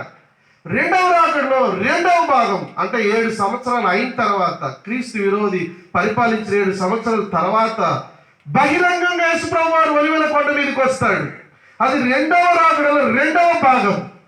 ఇప్పుడు రెండవ రాకడలో మొదటి భాగంలో ఆయన పరలోకం నుండి ఆకాశంలోకి వస్తాడు. అదే మాట మనం చదివాం 16 ప్రధాన దూత శబ్దం, బూరలు ఊదబడతాయి, మధ్యాకాశంలోకి ప్రభు వస్తాడు. ఆయన ప్రభు వచ్చినప్పుడు ఏం జరుగుతుంది? ఇప్పుడు మనం రెండవ భాగంలోకి వెళ్తాం. రండి, రెండవ భాగం ఏంటి? 17వ వచనం చదువుదాం. దశలోనికి రాసిన మొదటి పత్రిక 4:17, మనం 16 చివరి భాగం. క్రీస్తునందుండి మృతులైన వారు మొదట లేతురు. క్రీస్తునందుండి మృతులైన వారు మొదట లేతురు. ఆ మాట మనం జాగ్రత్తగా గమనించాల్సిన ప్రాముఖ్యత. యేసు ప్రభువారిని నమ్ముకొని ఆయన సొంత రక్షకుడిగా ఆయన నా కొరకై ఈ లోకానికి వచ్చాడు, నా పాపం కొరకై మరణించాడు, నా పాపం కొరకై మరణించి తిరిగి లేచాడు, ఆయన పరలోకానికి వెళ్ళాడు, ఇప్పుడు మరలా నా కొరకై రాబోతున్నాడని ఎవరైతే నమ్మి చనిపోయారో లేక క్రీస్తునందు నిద్రించారో వారు మొదట లేతురు అనే మాట రాయబెడతా వచ్చింది. ప్రియమైన వారు ఇక్కడ జాగ్రత్త గమనించాల్సిన మరొక మాట ఏంటంటే, ఆ మధ్యాకాశంలో బూరలు పడినప్పుడు అందరికి వినబడు, చనిపోయిన వారు అందరికి వినబడు, క్రీస్తు నందుండి మృతులైన వారు అనే మాట గుర్తుంచుకోవాలి. ఏ ప్రాంతమో, ఏ కులమో, ఏ భాష యేసు ప్రభువుని సొంత రక్షకుడిగా దేవుడిగా అంగీకరించి ఈ భూమి మీద కన్నుమూసిన ప్రతి ఒక్కరూ యేసు ప్రభువుని మధ్య ఆకాశంలోకి వచ్చినప్పుడు, బూరలు ఊదబడినప్పుడు మొదట ఎవరికి వినబడుతుందంటే క్రీస్తునందు నిద్రించిన వారు, చనిపోయిన వారు మొదట వారికి వినబడింది. ఒక రెప్పపాటున, ఒక సెకండ్ వారు మార్పు నుండి ఆ సమాధిలో నుండి అలాగే మధ్యాకాశంలోకి కొని పోబడతారు. యేసు ప్రభువారు వస్తే ఈరోజు గుర్తుపెట్టుకోండి, మొదటి వరుసలో క్రీస్తునందు నిద్రించిన వారు అందరూ లేస్తారు. ఆ వరుసలో ఈ గ్రామంలో మనకు తెలిసిన వారు ఎవరు అంటే ప్రభుదాస్ అన్న కదన్నా, నాన్న పేరు ప్రభుదాస్ అన్న గారు మొదట, తర్వాత శారమ్మక్క గారు మొదట. వీరందరూ ఒక రెప్పపాటున మార్పు నుండి ఆ మధ్యాకాశంలోకి కొనిపోవు. ఎంత గొప్ప ధన్యత! చాలా మందికి నిరీక్షణ లేదు, భూలోకంలో చాలా మందికి నిరీక్షణ లేదు. అయ్యో చనిపోతే మనం ఏమవుతామో, చనిపోతే ఇంకంతే కదా. చాలా మంది అభిప్రాయం ఎట్లా ఉంటుందంటే, సస్తే తక్కిడో ఎవరు చూశారు, ఉన్నన్ని రోజులు బాగా తిందాం, ఉన్నన్ని రోజులు బాగా త్రాగుదాం, ఉన్నన్ని రోజులు బాగా అనుభవిద్దాం, ఇక తిని చనిపోదాం అని కొంతమంది, అన్నిటిని అనుభవించి చనిపోవాలని కొంతమంది. ఎందుకు, ఇక చనిపోతే అంతే అయిపోయింది అనుకుంటుంది లోకం. కాదు, చనిపోయిన తర్వాతనే ప్రారంభం అవుతుంది ఇటర్నిటీ, నిత్యత్వం ప్రారంభం అవుతుంది. ఆ నిత్యత్వం ప్రారంభం అవుతుంది కనుక శుభప్రదమైన నిరీక్షణ బైబిల్ చెప్తా ఉంది. కనుక విల్సన్ అన్న గారి కుటుంబంలో ఎవ్వరూ దుఃఖపడాల్సిన అవసరం లేదు. నిరీక్షణ లేని ఇతరుల వలె దుఃఖపడాల్సిన అవసరం లేదు. ఎందుకు అంటే, ఒకవేళ మధ్యాకాశంలో ప్రభు వస్తే మొదట మనం ఒకవేళ సజీవులుగా ఉంటే మొదట వారు కొనిపోబడతారు అనే మాట రాయబడతా వచ్చు. ఒకవేళ ఎంతోమంది ఎన్నో ఏళ్ళుగా చనిపోయారు కదా, భూస్థాపన అయిపోయింది కదా, ఇక ఏం కనబడదు కదా, శరీరమే లేదు కదా, ఎముకలు కూడా కనబడదు కదా, ఎలా లేస్తారు? మనకు ఒక సందేహం. బైబిల్ చెప్తుంది, యేసు మృతి పొంది తిరిగి లేచారని మనం నమ్మినడలా. యేసు ప్రభువు ఏం చేశాడు? ఆయన మరణించి మరణాలు చేయించాడు. ప్రపంచంలో చాలా మంది వచ్చారు, ఎంతో మహానుభావులు వచ్చారు, వారందరూ మరణించారు, మట్టయిపోయారు. మరణాన్ని జయించి తిరిగి లేచిన జయశాలి ఒక్కరే, ఆయన ప్రభువైన యేసుక్రీస్తు. మరణాన్ని జయించి, మరణపు ముళ్ళను విరిచి జయించి జైలుడిగా తిరిగి లేచాడు. అందుకని మానవ కోటి ప్రజలకు శుభప్రదమైన నిరీక్షణ కలిగింది. యేసు ప్రభువారు కూడా ఒకవేళ తిరిగి లేకపోతే ఇక్కడ మేము అనవలసిన పని లేదు, బైబిల్ రాయబడాల్సిన అవసరం ఉండేది కాదు. యేసు ప్రభువారు తిరిగి లేచాడు కనుక దేవుని మాటలు సత్యం. ఎలా చెప్పగలం? మన భారతదేశంలో హిస్టరీ ఉంది, చూడండి, గమనించండి. భారతదేశంలో చరిత్రను పొర్లించాడు. మొదటి శతాబ్దంలో యేసు ప్రభుతో జీవించిన తోమా గారు భారతదేశానికి వచ్చాడు. ఇంకా గట్టిగా చెప్పాలంటే కేరళకు వచ్చాడు. ఇంకా కొంత బలంగా చెప్పాలంటే మేమున్న ప్రాంతానికి, నేను పుట్టిన ప్రాంతానికి నడిచిపోయేంత దూరంలో తోమా గారు లిటిల్ మౌంట్ అనే స్థలంలో ఆయన గుహలో దాగినాడు. పోయిన ఆధారం కూడా అక్కడ గుహ దగ్గరికి వెళ్ళి వచ్చాడు. ఆ గుహ నేటిగా అలాగే ఉంది. ఆయన పొడవైన స్థలం ఉంది, ఆయన సమాధి ఉంది భారతదేశంలో. ఏం చెప్తుంది? ఆ సమాధి ఏం చెప్తా ఉంది? ఇదిగో యేసు ప్రభువు ఒకరు ఉన్నారు, ఆయన నా పాపం కొరకే మరణించాడు, ఆయన నా కొరకు తిరిగి లేచాడు, నేను ఆయన చూచాను. ఓ భారతీయులారా, ఇది సత్యం అని ఆ సత్యాన్ని చెప్పడం ఆయన భారతదేశానికి వచ్చి భారతదేశంలో ఆయన చనిపోయి సమాధి చేయబడుతూ వచ్చాడు. చరిత్ర ఇది ఎవరు కాదనలేదు, ఇది వాస్తవం, ఇది సత్యం, ఎవరు కాదనలేదు. కనుక ప్రియమైన వాళ్ళరా, ఇప్పుడు శుభప్రదమైన నిరీక్షణ ఏంటంటే, ఆదరణ ఏంటంటే, శారమ్మ గారు ఒక రోజు యేసు ప్రభువు మధ్యాకాశంలోకి వచ్చినప్పుడు, పరలోకం నుండి ఆయన వచ్చినప్పుడు మొదట అది లేపబడుతుంది. శరీరము ఎలాగున్నా సరే లేపబడుతుంది. బైబిల్ చెప్తుంది, 1 కొరింథీ పత్రిక 15వ అధ్యాయం. మీరు ఇంటికి వెళ్ళి చదవండి, అన్ని వివరించడానికి సమయం 42 నుండి 48 వరకు వచనాలు మీరు గమనిస్తే అలా రాయబడుతూ వచ్చింది.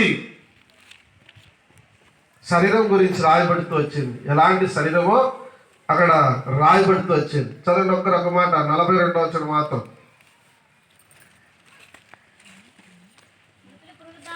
క్షయమైనదిగా విత్తబడి, క్షయమైన శరీరం. ఈ శరీరం ఎలాంటిది? 4 మాటలు అక్కడ రాయబడుతూ వచ్చింది. క్షయమైనది, బలహీనమైనది, ఘనహీనమైనది, ప్రకృతి సంబంధమైనదిగా విత్తబడుతూ ఉంది. అయితే మనం గమనిస్తే క్షయమైనది అంటే చెడిపోయిన లేక కుళ్ళిపోయిన శరీరం.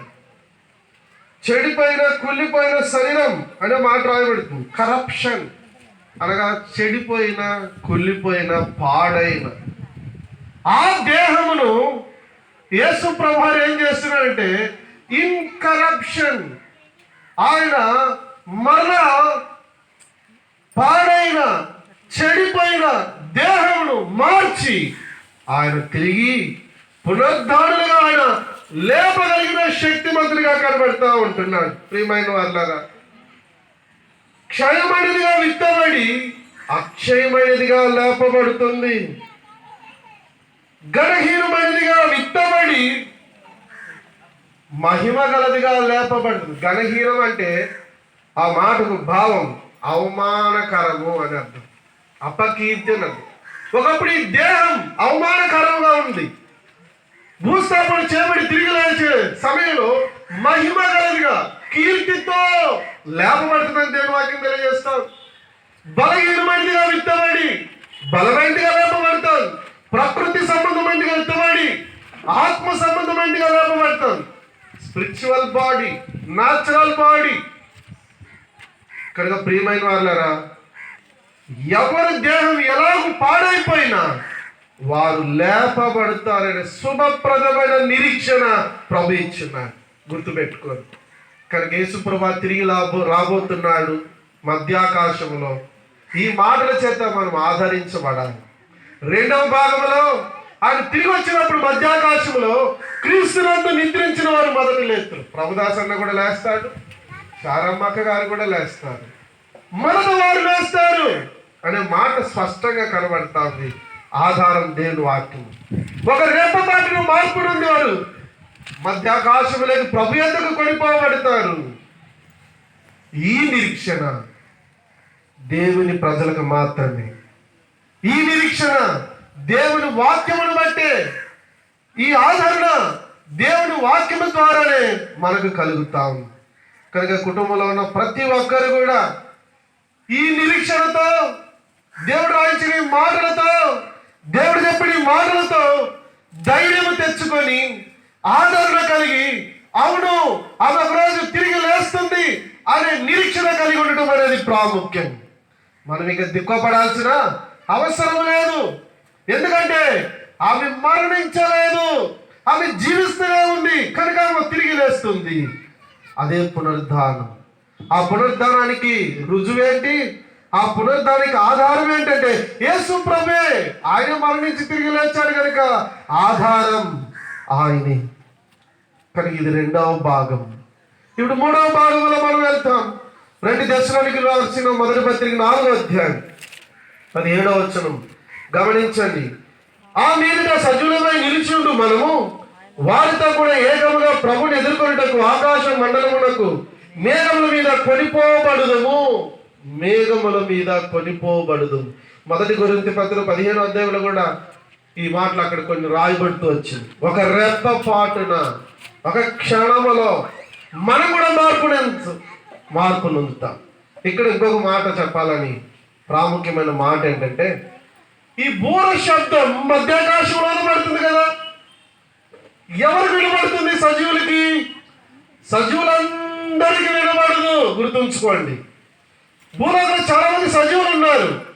ఒకవేళ ఇప్పుడు మధ్యాకాశం యేసు ప్రభువారు వచ్చి బూర ఊదబడింది అనుకోండి, భూలోకంలో ఉన్న అందరికి వినబడదు. యేసు ప్రభువారిని ఎవరైతే సొంత రక్షకుడుగా దేవుడిగా అంగీకరించారో వారికి మాత్రమే వినబడుతుంది, ఇంకెవరికి వినబడదు.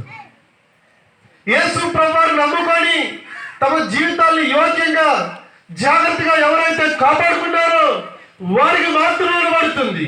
చూడండి, కొరింథీయులకు రాసిన మొదటి పత్రిక 15వ అధ్యాయం. కొరింథీయులకు రాసిన మొదటి పత్రిక 15వ అధ్యాయం గమనించండి. అందరూ కలిసి మాట చదువుదాం. 33, 34 ఈ అధ్యాయం అంతా పునరుద్ధాన సంబంధంగా యేసు ప్రభువారి యొక్క శిలువ మరణ భూస్థాపన గురించి వివరించేది. మనం చదువుదాం 33, 34 అందరు కలిసి. మోసపోకుడి, దుష్ట సాంగత్యం మంచి నడవడిని చెరుపును, నీతి ప్రవర్తన గలవారై మేల్కొని పాపము చేయకుడి. దేవుడి గురించిన జ్ఞానం కొందరికి లేదు, మీకు సిగ్గు కలుగుటకై ఇట్లు చెప్పుచున్నాను. మోసపోకుడి, దుష్ట సాంగత్యం మంచి నడవడిని చెరిపివేయి. దేవుని ప్రజలమని చెప్పుకొని దుష్ట సాంగత్యాన్ని ఎవరైతే చేస్తారో, ఈ లోకముతో కలిసిపోతారో వారికి మాత్రము శబ్దం వినబడదు. అందుకని కింది మాటలు ఏమని రాయబడింది?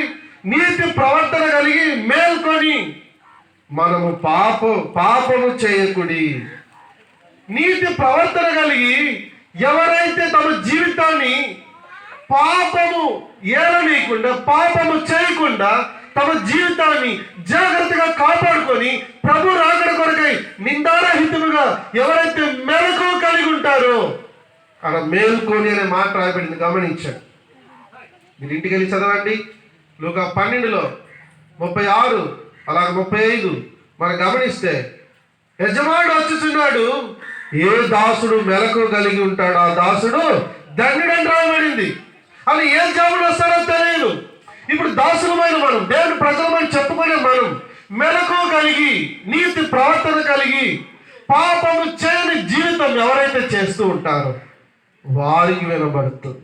వారికి వినబడినప్పుడు వారు మార్పు నొంది. ఇప్పుడు నేను ఇలా మాట్లాడుతాను, మీరు కూర్చొని వింటున్నారు. ఒకవేళ మధ్యాకాశంలో బూర ఊరబడితే ఒక రెప్పపాటున మనం మార్పు నొందుతాం. ఏది కూడా మనల్ని ఆపజాలదు. వెంటనే మధ్యాకాశంలోకి వెళ్ళిపోతాం. మధ్యాకాశంలోకి వెళ్ళి ప్రభుతో కూడా సదాకాలము ఉంటామని మాట రాయబడుకోవచ్చు. ఎవరితో ఉంటాం? ప్రభుతో సదాకాలం ఉంటాం, నిత్యత్వంలో ఉంటాం. ఇక మరణమే లేని రాజ్యములో, నిత్యత్వంలో ప్రభుతో సదాకాలం ఉండే గొప్ప ధన్యతలో ప్రవేశిస్తాం. ప్రియమైన దేవుని బిడ్డలారా, నీతి ప్రవర్తన కలిగి దుష్ట సాంగత్యము చేయకుండా మన జీవితాన్ని మెలకు కలిగిన వారంగా ఉండి పాపము చేయకుండా మన జీవితాన్ని మనం జీవిస్తే తప్పకుండా మనం ప్రభువుతో ఉంటాం. ఒకవేళ విడవబడితే ముందుగా మీకు చెప్పిన రీతిగా క్రీస్తు విరోధి 7 సంవత్సరాలు పరిపాలన చేస్తారు. కొంతమంది విడవబడ్డారు అనుకోండి, ఇలా అనుకుందాం, వారికి కొంత వాక్యం తెలుసు, కొంత బైబిల్ తెలుసు. అప్పుడు చెయ్యో నాకు యేసు ప్రభు కావాలా, నేను యేసు ప్రభు నమ్ముకుంటానంటే కుదరదు. ఎందుకో చిప్పు ఉంటుంది, డేటా మొత్తం వారి దగ్గర ఉంటుంది. నువ్వు ఏం చేయాలి, నీ కదలికలు మొత్తం గవర్నమెంట్ కంట్రోల్ అనే ఉంటుంది. నువ్వు ఏం చేసినా కదలికలు మొత్తం కంట్రోల్, డేటా మొత్తం వారి దగ్గర ఉంది. నేను యేసు ప్రభువుని నమ్ముకుంటా, నేను ప్రార్థన చేస్తా, నాకు పరలోకం కావాలంటే కట్ చేయబడుతుంది తలకాయ, అంతే, చంపబడతారు. ప్రకటన గ్రంథం 20వ అధ్యాయంలో మాట రాబడుతూ వచ్చి. ప్రియమైన వాళ్ళరా, ఆ నష్టం రాకముందే ఈ భూమి మీద ప్రభుని ఎరిగిన మనం దుష్ట సాంగత్యం లేని వారిగా నీతి ప్రవర్తన కలిగి మెలకోగలిగి పాపం చేయని పవిత్రమైన జీవితంతో మన జీవితాన్ని కాపాడుకొని ప్రభు రాకడకు సిద్ధపడటం అనేది ప్రాముఖ్యం.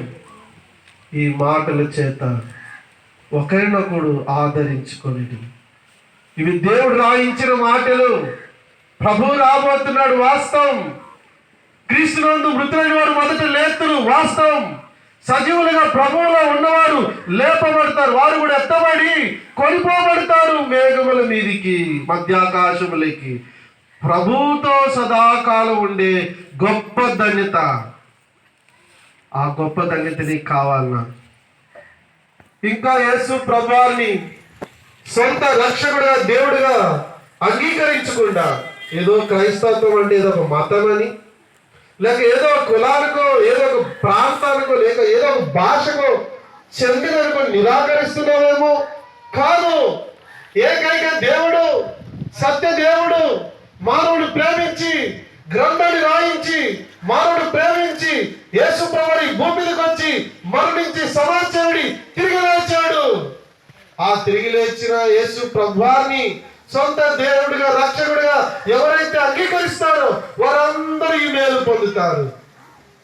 ప్రభుదాసన్న మేలు పొందుతాడు, శారమ్మక్క గారు ఆ మేలు పొందుతారు, విల్సన్ అన్న కుటుంబం ఆ మేలు పొందుతుంది. ఇక్కడ మాట్లాడే నేను కూడా యేసు ప్రభువు సొంత రక్షకుడిగా దేవుడిగా అంగీకరించాను. ఇక్కడ అనేక మంది యేసు ప్రభువు సొంత రక్షకుడిగా దేవుడిని అంగీకరించారు. వారందరూ కూడా ఆ మేలు పొందుతారు, మధ్యాకాశంలో కొనిపోబడతారు, ప్రభుత్వం సదాకాలం ఉండే గొప్ప ధన్యతలో ప్రవేశిస్తారు. ఒకవేళ విడవబడితే, ఒకవేళ యేసు ప్రభువు వద్దంటే జరిగే పరిణామం ఏంటి? బైబిల్ చెప్తుంది, అగ్ని గంధకములతో మండు గుండములో పాలు పొందుదురు, ఇది రెండవ మరణం. మొదటి మరణం ద్వారా ఎలాంటి నష్టం లేదు, గుర్తుంచుకోండి. రెండవ మరణం అనగా నరకం. ఆ నరకానికి మానవుడు వెళ్ళకూడదని మోక్షానికి వెళ్ళే మార్గాన్ని యేసు ప్రభువు సిద్ధపరిచాడు.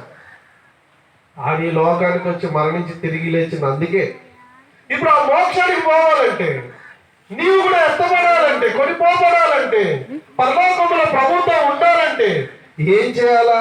నువ్వున్న స్థలములో యేసు ప్రభువా నేను పాపిని, నా పాపములందరినీ క్షమించు, నీవు నా పాపముల కొరకు మరణించావు, సమాధి చేయబడ్డావు, తిరిగి లేచావు కనుక నా పాపములన్నిటిని క్షమించు ప్రభు అని ఎవరైతే ఆయన నా పాపం కొరకు మరణించి తిరిగి లేచాడు నమ్ముతారో, తమ పాపములను ఒప్పుకుంటారో, విడిచిపెడతారు, వారి పాపాలన్నీ క్షమించబడతాయి. బైబిల్ చెప్తుంది, యేసు రక్తం ప్రతి పాపం నుండి మనల్ని పవిత్రులుగా చేయి.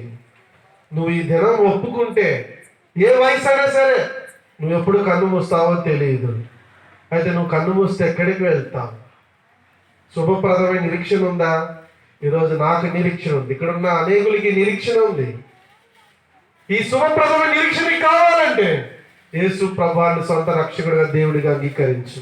నువ్వున్న స్థలంలో ప్రభువా నేను పాపాన్ని కేగా ఇచ్చాను, ప్రభు నీ పాపాన్ని క్షమిస్తాడు, నేడే ఇప్పుడే ఇక్కడే ఆయనకు పాప క్షమాపణ ఇచ్చి శాంతి సంతోషం ఇచ్చి శుభప్రదమైన నిరీక్షణ నీకు కూడా ఇస్తాడు.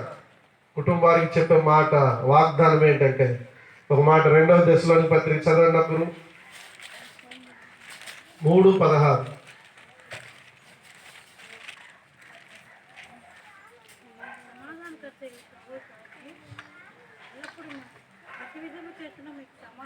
సమాధానకర్తకు దేవుడు ప్రతి విధము చేత మీకు సమాధానము అనుగ్రహించును గాక, ప్రభు మీ అందరికీ తోడైయుండును గాక. విల్సన్ అన్న గారి కుటుంబానికి దేవుని మాటలు, ఆదరించే మాటలు ఏంటంటే, సమాధానకర్తకు దేవుడు ప్రతి విధము చేత సమాధానం అనుగ్రహించును గాక, ప్రభు మీకు తోడుగా ఉండును గాక. ఒకవేళ తల్లి గారు లేకపోయినా, తండ్రి లేకపోయినా, మాకు తోడు ఎవరు లేరని ఒకవేళ మనం అనుకున్నా, ప్రభు అంటున్నాడు, ఇదిగో నేను ఉన్నాను, మీకు తోడుగా ఉన్నాను. అదే మత్తయి 28:20లో ఇగో సమాప్తి వరకు సదాకాలం మీతో కూడా ఉంటాను. ఇగో సమాప్తి వరకు సదాకాలం తోడుగా ఉండే దేవుడు.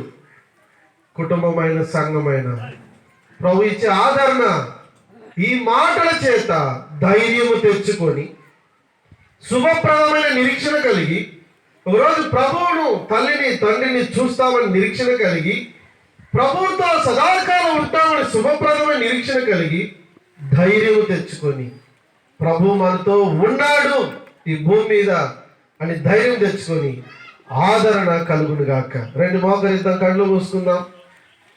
ఇప్పుడు ప్రార్థన చేస్తారు దైవజనులు. ప్రార్థన చేయకపోవడం ఒక చిన్న ప్రశ్న. ఈరోజు నువ్వు చనిపోతే ఎక్కడికి వెళ్తావు? ఈరోజు నువ్వు చనిపోతే ఎక్కడికి వెళ్తావు? ఒకసారి ఆలోచించు. యేసు ప్రభువుని నమ్మకుండా,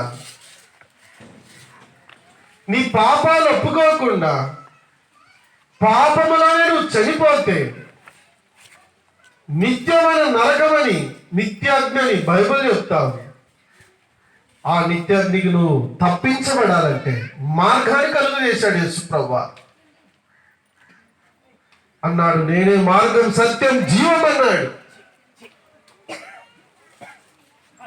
ఆ మాట నువ్వు నమ్మి, యేసు ప్రభువా నేను పాపిని, నా పాపములన్నిటినీ క్షమించని గ్రహించి నిజముగా నీ హృదయపూర్వకంగా ఒప్పుకుంటే ప్రభు నీ పాపాలన్నీ క్షమిస్తాను. మీ మనసులో ప్రార్థన చేసుకోండి. ఎవరైతే యేసు ప్రభువుని నమ్ముకోలేదో, మీ పాపాలు ఒప్పుకోలేదో, మీ హృదయంలో ప్రార్థన చేయండి. యేసు ప్రభువా నేను పాపిని, నా పాపములన్నిటిని క్షమించు, నన్ను అంగీకరించు, నన్ను నీ బిడ్డగా మార్చుకొని నీ హృదయంలో ప్రార్థన చేసుకుని, ఎవరైనా సరే, ఏ వయసులో అయినా సరే, ఈరోజు యేసు ప్రభు లేకుండా ఇక్కడ నుండి వెళ్ళిపోవద్దు. శుభప్రదమైన నిరీక్షణ లేకుండా ఈ స్థలం నుంచి దాటిపోవద్దు. తర్వాత నిమిషం నీది కాదు. గుర్తుంచుకో, నీకు శుభప్రదమైన నిరీక్షణ దేవుని వాక్యములోనే, దేవునిలోనే. నీ హృదయంలో చిన్న ప్రార్థన చేసుకో. నిజంగా ప్రార్థన చేయి. ప్రభువా నేను పాపిని ఒప్పుకుంటే ప్రభు నీ పాపాలు క్షమిస్తాను. అలాగే ఎవరైనా తమ హృదయంలో పాపాలను ఒప్పుకుంటే మీ కుడి చేతిని తలపైన చూపించండి. మీ కొరకు మేము ప్రార్థన చేస్తాం. మీ హృదయంలో నాకు యేసు ప్రభు కావాలి, నా పాపాలు క్షమించబడాలి, ఆ పరలోకానికి నేను కూడా వెళ్ళాలి అని కోరుకున్న వారు మీరు ఎవరైనా ఉంటే, ప్రార్థన చేసి ఉంటే, ప్రభుని నమ్మి ఉంటే, నీ కుడి చేతిని తలపైన ఎత్తి చూపిస్తే మీ కొరకు ప్రార్థన చేస్తాం. సోదరి, ప్రభుని రక్షించి దీవించును గాక. చేతిని అర్థించండి. మీ రక్షణ కొరకైన తీర్మానం ఇది. సహోదరి, ప్రభుని రక్షించి దీవించును గాక. ఇంకెవరైనా ఉన్నారా? శుభప్రదమైన నిరీక్షణ లేకుండా ఇక్కడ నుండి వెళ్ళిపోవద్దు. దుఃఖంతో వెళ్ళిపోవద్దు. చనిపోతే ఏమవుతారు అనుకోవద్దు. ప్రభు నీతో తన వాక్యం ద్వారా మాట్లాడుతున్నాడు. ఇంకెవరైనా ఉన్నారా? మేము ముగించబోతున్నాం. విశ్వాసులైన మనం ఎవరితో సాంగత్యం కలిగి ఉన్నాము, నీతి ప్రవర్తన కలిగి ఉన్నాము, మెలకు కలిగి ఉన్నాము, పాపం చేయని పవిత్రమైన జీవితానికి చేస్తున్నాము. ఆయన రాకడలో మనం కొనిపోబడాలంటే మన జీవితం ఎలా ఉంది మనం పరీక్షించుకున్నాం. కుటుంబాన్ని దేవుడి ఈ శుభప్రదమైన నిరీక్షణతో నింపును గాక. కుటుంబానికి దేవుని మాటల చేత ఆదరణ దేవుడు కలిగించును గాక. ఒకరోజు మనం కూడా చూస్తామని శుభప్రదమైన నిరీక్షణతో, వృత్తులు పునరుద్ధానం ఉందని నిరీక్షణతో ధైర్యపరచబడి దేవుని వాగ్దానాలు చేత పట్టుకొని ఆత్మీయ ముందుకెళ్ళటకు ప్రభు సహాయపడుతుంది.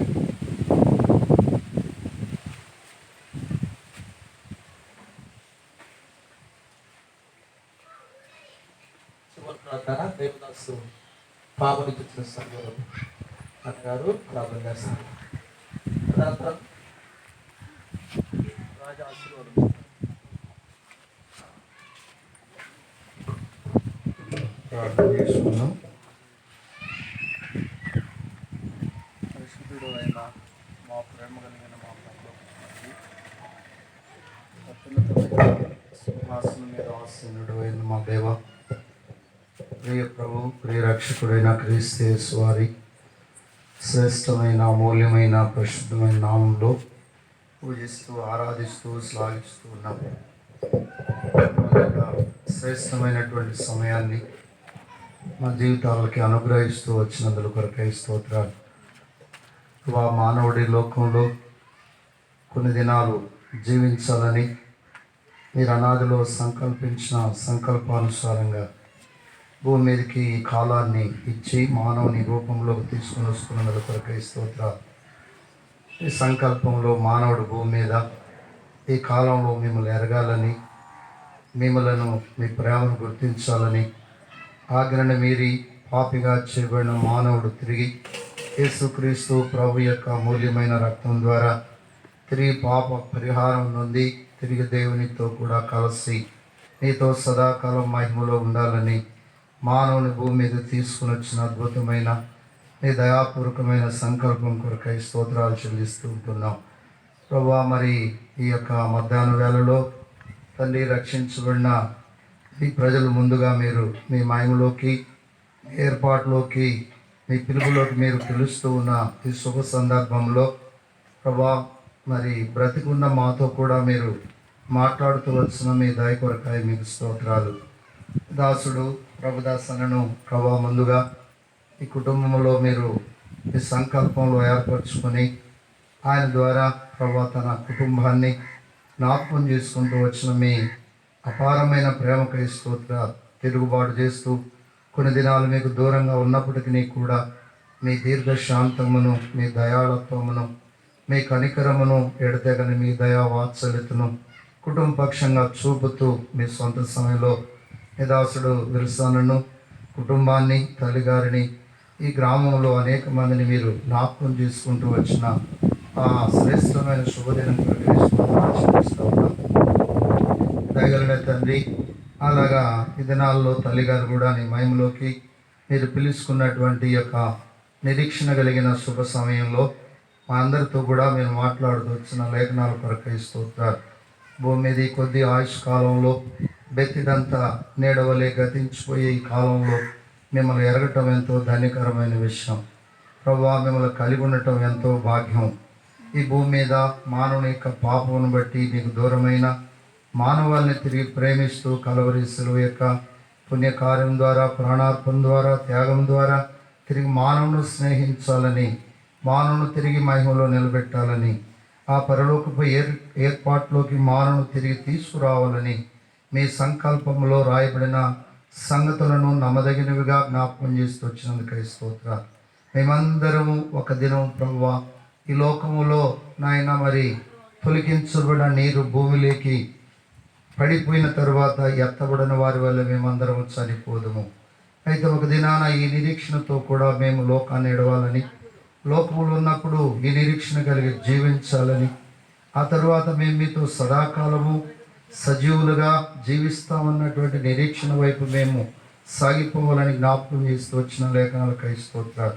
తల్లి, భూమి మీద సంఘముగా, కుటుంబాలుగా ఏర్పాటు చేయబడిన మేమందరము కూడా తెస్సలోనికలో ఉన్నటువంటి పరిశుద్ధుల వలె, నిరీక్షణ లేని ఇతరుల వలె దుఃఖపడకును నిమిత్తం మమ్మల్ని అందరినీ కూడా క్రీస్తు యేసునందు నిరీక్షణ గలవారుగా సంతోషిస్తూ ఆనందిస్తూ ఈ భూమి మీద మెలకువతో, ప్రార్థనతో దాన్ని కనిపెట్టి మీరు ఆకడ కొరకై సిద్ధపడాలని సంఘముగా సమకూర్చిన మీ ఏర్పాటు కొరకై కృతజ్ఞతలు సమర్పిస్తూ ఉన్నాం. దయగల తండ్రి, ఈ భాగంలో మరి విశేషంగా మరి విడవబడిన కుటుంబము, మరి సంఘము, బంధువులు, రక్త సంబంధాలు అందరి కొరకై ఈ మాటలు మీరు జ్ఞాపకం చేస్తూ వచ్చినందుకై స్తోత్రాలు. తండ్రి, నిజంగా మేము కొద్ది నిమిషాలు ఉంటాం, ఏదో కొన్ని మాటలతో ఆదరిస్తాం, కానీ నీ మాటలు సదాకాలం నేను మీకు తోడుగా ఉంటానని సెలవిచ్చినారు.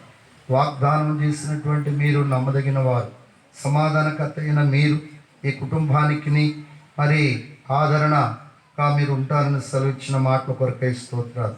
సంఘము, బంధువులు, రక్త సంబంధులు, స్నేహితులు కూడి వచ్చిన వారు అందరి కొరకై మీకు స్తోత్రములు. దేవా, ఈ భూలోకంలో మానవుడు కొంతకాలమే మనిషితో ఉండగలడు, ఆ తరువాత మానవుడు ఒంటరైపోతాడు. కానీ మీరైతే సదాకాలము మానవునితో కూడా ఉంటారని వాగ్దానం చేసిన దేవుడు, నమ్మదగిన వాడు.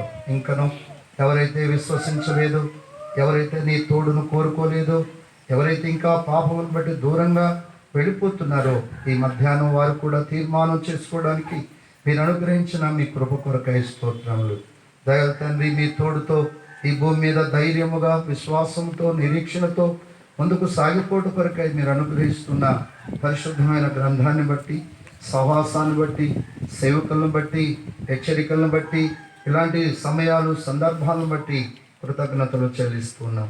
వీటన్నిటి ద్వారా మేము ధైర్యపరచబడి, ఆదరించబడి, తండ్రి మీతో కూడా కొనసాగబడి మీరు అక్కడికై మేము ఎదురు చూస్తూ నిరీక్షణ గలవారుగా సంతోషంతో సాగిపోనట్లు మీ కరుణాహస్తం నీ పిల్లలతో కూడా ఉంచుతూ ఉన్నందు కొరకై స్తోత్రాలు చెల్లిస్తా ఉన్నాం. ఇక్కడ చేయబడుతున్న పరిచర్య సరిహద్దులు విశాలపరచండి, అనేకులు సమకూర్చండి ప్రభు. అన్ని జనులైనటువంటి మాటలు కూడా అపారమైన నీ కృపను చూపడానికి ఇష్టపడి ఈ గ్రామంలో అనేక మందిని మీ ఏర్పాట్లోకి తీసుకొని వచ్చినారు. అనేక మంది యవ్వన బిడ్డలను, అనేక మంది వృద్ధులను, అనేక మంది నడిప్రాయం కలిగిన వారు తీసుకుని వచ్చిన మీ ఆశ్చర్యమైన ప్రేమను బట్టి కృతజ్ఞతలు చెల్లిస్తూ ఉంటున్నాం. ఇంకా ఎవరైతే ప్రభావాన్ని అంగీకరించలేదో, మరణం ఎప్పుడో మనిషిగా తెలియదు. ఓ మనుష్యుడా, నీ జీవము ఏ పాటిది అంతలో కనపడి అంతలోనే ఆవిరైపోతాం. అవును తండ్రి, ఈ యొక్క కరోనా దినాల్లో ఎంతోమంది కాలాన్ని ముగించినారు. మేము బ్రతుకుతామనుకున్న వాళ్ళు ముగించినారు. చనిపోతాము అనుకున్న మేమందరం బ్రతికి ఉన్నాం. కారణం నీ కృప, కారణం నీ చిత్తం, కారణం మేము బ్రతికుండాలని, ఈ మధ్యాహ్నం ఈ స్థలంలో కూర్చోవాలని, ఇంకా నీ చిత్తాన్ని మేము సంపూర్ణంగా ఎరుగుట కొరకై మమ్మల్ని సజీవులుగా ఉంచినందుకు కొరకై స్తోత్రాలు. మా ప్రియమైన తండ్రి, బాగానంతటిని బట్టి మీకు కృతజ్ఞతలు వందనములు సమర్పిస్తూ ముందున్న సమయం దేవునికరంగా ఉంచుమని, వాతావరణం కూడా ఇంతవరకు కాపాడి అనుకూలంగా ఉంచిన నీ ప్రేమను బట్టి స్తోత్రాలు ప్రభు. అన్ని విషయాల్లో నీ నమ్మకత్వాన్ని, మంచితనాన్ని, దయాళత్వాన్ని, కృపా కనికరములను చూపుతూ వచ్చినందుకు కొరకై స్తోత్రాలు. నీ దాసుని పక్షం కూడా మీరు అనుగ్రహిస్తూ వచ్చిన ఆరోగ్యాన్ని బట్టి, క్షేమాన్ని బట్టి, మేలును బట్టి, ఆశీర్వాదమును బట్టి, ఆయుస్సును బట్టి కృతజ్ఞతలు చెల్లిస్తూ ఘనపరుస్తూ ఉన్నాం. ఈ మేళ్లన్నిటిని బట్టి ఏమి ఇవ్వగలవు తండ్రి. తల వంచి కృతజ్ఞతాపూర్వకమైన వందనములతో యేసుక్రీస్తు వారి పరిశుద్ధమైన నామములో స్తోత్రాలు చెల్లించి ప్రార్థిస్తున్నామా తండ్రి, ఆమేన్. ఆశీర్వాదం తీసుకుందా. తండ్రి అయిన దేవుని ప్రేమయు, ప్రభు అయిన యేసుక్రీస్తు వారి కృపయు, పరిశుద్ధాత్మైన సహవాసం చేరవచ్చిన మనకు, ఈ కుటుంబానికి వెలిసిన తన కుటుంబానికి, అన్నదమ్ములకి, అక్క చెల్లెళ్ళకి, బంధువులకి అందరూ కూడా ఇప్పుడు ఎల్లప్పుడు సదాకాలం తోడేండు కాక. ఆమేన్.